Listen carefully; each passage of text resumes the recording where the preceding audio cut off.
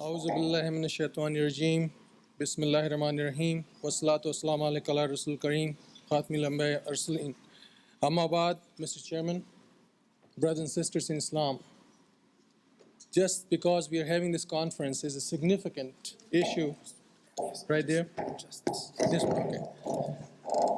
Because this is the first such conference to increase the political awareness of Muslims in America. Let me just set the stage for this discussion. When we talk about setting the agenda, we're talking about setting the agenda, which is the agenda of Allah subhanahu wa ta'ala. Following the Quran and the Hadith, this is granted that we cannot deviate. Those Muslims who claim to be chasing some personal goals or egos, they have no place in setting the agenda for Muslims. So what we're talking about, setting the agenda for Muslims in America as a bloc and individuals following the Islamic principles in America, because we have a lot to offer to America. Speakers after speakers yesterday and some this morning have already gone into the quotations from the Quran and Hadith, why as a Muslims we should be involved.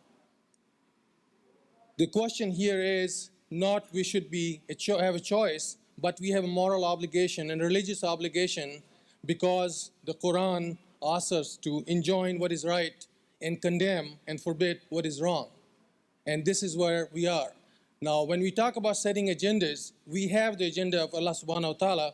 What we are talking about, a blueprint or a plan of action, if you will, to achieve that goal, where this society, which began as mainly a Christian society, now is called Judeo-Christian society. Our immediate goal should be to change the society to Judeo-Christian Islamic society. Overall, our goal should be to integrate Islamic values and principles in the decision-making and policy-making levels of this government, whether it be at the state level, county level, and national level. As a group, we do not have voice as a Muslim lobby or Muslim group, and this is where we should be concentrating our efforts. If you ask for a number of issues where Islam has to offer, there are plenty. Look at the problem of homelessness, the problem of drugs, and abortion, and a lot of other issues. Islam has definite position, but what we are doing, we're talking amongst ourselves. We are not going to the American public to explain these issues and explain our positions. Unless we explain and get involved in explaining that position, the American public and the elected officials are not going to know what Islam is and what Islamic position is. So therefore, brothers and sisters, I implore you to get involved. I'll give you the example for our women friends and the sisters. There's an organization started in California, it's called Mothers Against Drunken Driving. Islam is very definite that you do not drink.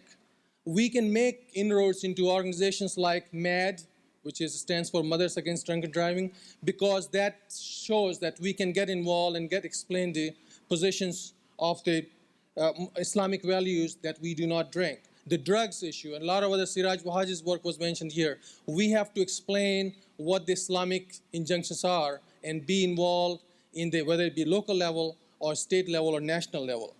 In view of this broad agenda, and the time is short, I'd like to present a plan of action, or a blueprint, if you will, a 10-point plan. First is Muslims must become involved in the political process at all levels of government, especially the local level, which is the city and the county. Our masajids are surrounded by a lot of crime, the drug problem. We should be able to work with the city council, the city boards, in terms of cleaning that atmosphere around our masajids and explain what Islam stands for as a society. The family values, the same way we can explain and get involved at the city level. The Board of Education, the PTAs, Parent-Teacher Associations, where we have certainly something to explain and something to offer to the American public. Same thing applies to the state as well as federal levels. Number two, Muslims must strive to improve the image of Muslims and Islam in America. Every day you see the headlines in the newspaper which talks about Islamic terrorists or Muslim terrorists. Ummah in this front has done it. Just this crisis which is going on, Ummah held a news conference in San Francisco as well as in Sacramento, where we went on the airwaves explaining the crisis which is there. We condemned the violence and hostage taking, but at the same time we said this series of violence was started not by the Muslims, but it was started by the Israelis, and that what we should pinpoint, and we should be working with the media in terms of putting the right perspective.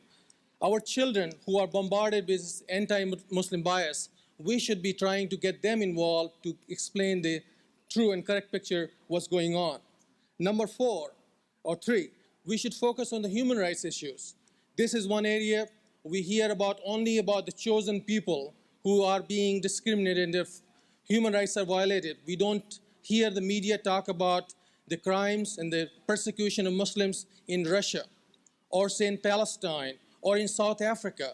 We should be working and trying to explain not only to the media but the elected officials, when you amend a bill in the US Congress to allow more immigrations for Soviet Jews, or say Soviet evangelical people, or for Soviet Ukrainians, there are Muslims also who are being persecuted. We should also be working through our lobbyists in Washington, D.C., if we can establish one lobbyist, to amend those bills and testify in terms of getting the human rights policy of US consistently for all people, oppressed people of the world, and not just a few chosen people.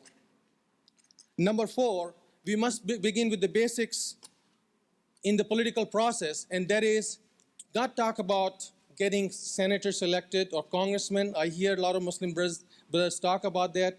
The agenda should include become involved from the basic level of local and county level by working for different campaigns, working in terms of the assembly districts, congressional districts.